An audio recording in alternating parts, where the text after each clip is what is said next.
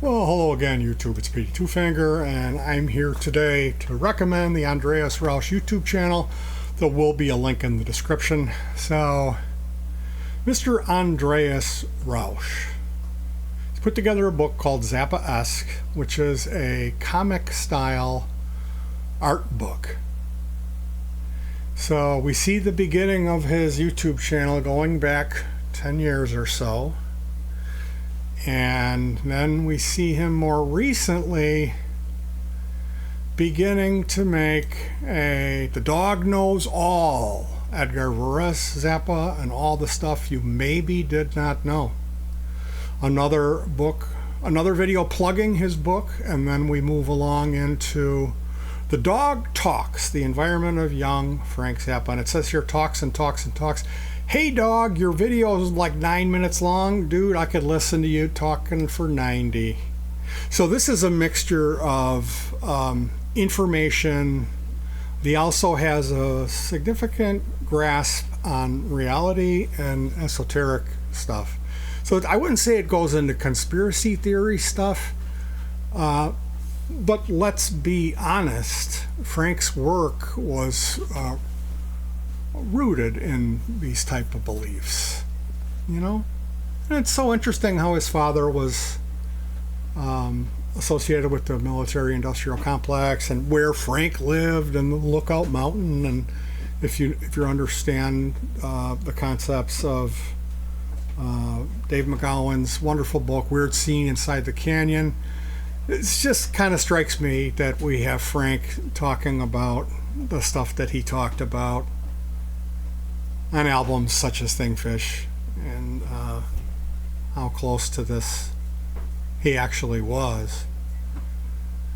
Either way, I understand that Frank Zappa fans, some of the older guys, they have a reputation, they have like a shrine, and they'll really know a real lot about Frank and his art. And it's really challenging for a guy like that when some younger whippersnapper comes along and says, Frank Zappa, oh yeah, titties and beer, ha ha ha, dynamo hum, ha ha ha. How challenging that would be to not want to immediately check that person and put them in their place. Personally, I don't have a Zappa shrine, but I have a massive respect for Frank. I strongly feel that he was the top guy, that there was no one else that came close to what Frank accomplished in his lifetime. And it's really sad that he went down when he did. That's an absolute tragedy. I would have loved to have seen Frank live to a ridiculous old life, old age. And there's always this deeply flawed aspect of being a man, duality, you know, practice what you preach, this type of thing. So there's a lot to talk about. And it's a wonderful feeling as a 58-year-old guy to know, you know, I kind of saved Frank's discography for a rainy day, and I still haven't cracked that egg, but the stuff that I've been learning about Frank's art because of this channel has really enriched my understanding. And that the blend of hardcore facts and reality with the more esoteric stuff or the conspiracy theory leaning elements, the blending of that, the way that the dog is able to unravel this material, even if it's his own interpretation, is really powerful, informative, and entertaining. And that's the stuff that I really love. So this is less Tales from the Tour Bus. It's more getting to the heart of the artichoke. And I really dig what this guy's doing. I hope that he does a lot more. The idea of the animation, I understand. This is what makes this guy unique, and I really like his art collage stuff, like the way that the videos are put together. I think are just brilliant, and they show that this guy, as an artist, he's what I would call a mother effer as an artist, as a graphic design guy. Really love what this guy is doing. I love everything about what this guy has done. So I am going to hit subscribe and ding, ding, ding the notification. I'm going to smash the like button. And I'll put the link in the description for you guys. So ultimately, yeah, it's Sunday here. We've got the big day of thanks coming up. I'm thankful. My hand is black and blue. Half of my hand. I can't hear out of my right ear. We had an explosion here. We had a really horrific accident. Thank God I was the only one injured. And I have a glass marble that my wife discovered today, and she was going to throw it away. She brought it to show me. I was like, you're not throwing that away. So I sanded it. First I cleaned it with naphtha. It had gray primer all over it. So did I was in my underwear, and I got completely primed. So did our flat screen. Couldn't breathe. Took 3 hours of cleaning with naphtha as my solvent of choice. Threw a bunch of garlic and some oil in a pan.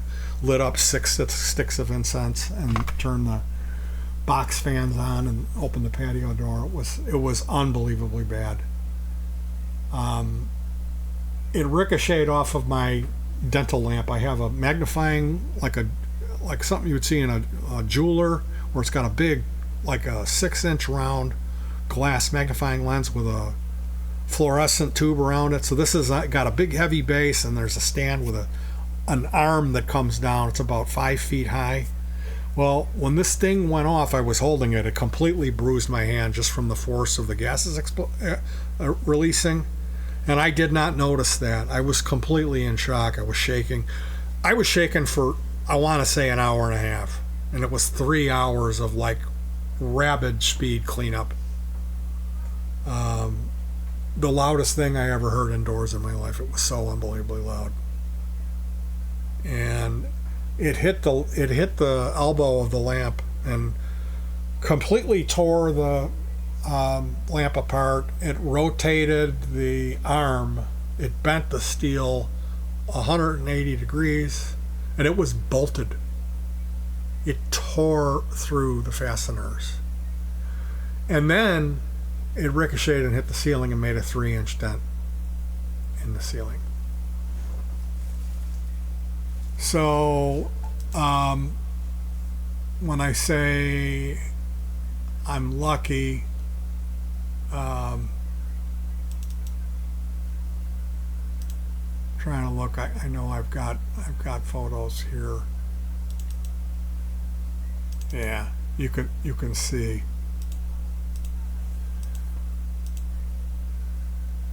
This is the side facing me. This is the side facing away. This was facing the ceiling. It was completely bent 180 degrees, and it ripped through these fasteners here. So this part was bent all the way facing up. This was completely, it went off, and somehow it was like here, somehow I do not understand how this happened. I do. Weird stuff happens when stuff like this goes down. But I was working on this. I got distracted. We had a digital thermometer out. I just let it go long because it was a new device. I had never used this device. Even in my biggest mistake, the hottest I ever got a rattle can was 124. This was 136 when it went off. And here you can see the beginning of when the bruise is starting to come in. But here's the damage on the ceiling. This is the ricochet after it bounced off the lamp. So today, we found this marble, and my wife's like, I'm going to throw it away. And I was like, no, you're not. So I sanded down the one side and then stuck it to a piece of dum-dum on a little cardboard swatch and applied, after I sanded it, I kept applying a dot of super glue. And then I wound some red and black twine together and stuck that in a drill, and it spins them, it braids them, and then I rub Elmer's glue on it and speed dry it in front of an air dryer or a space heater. So I'll have that special 2-color twine super glued to the top of this glass ball, and it'll have it's got a little red alligator clip on the other end. And I'm just applying drop after drop of super glue so I can have this as a reminder.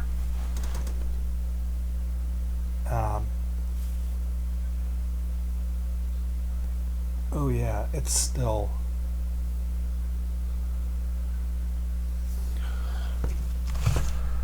I just touched the super glue and it's still curing, so I'm gonna have to just let that sit. You guys check out the Andreas Rausch YouTube channel.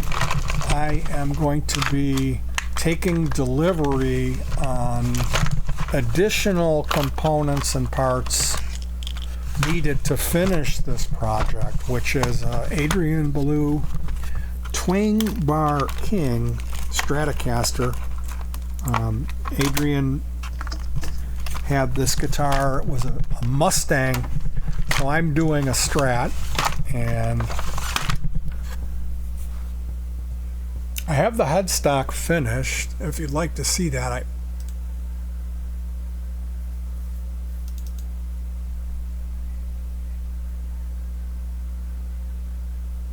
oh, here it is.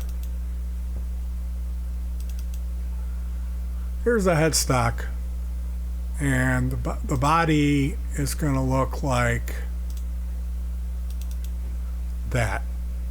So I just finished the last edit from the 2025 season of music.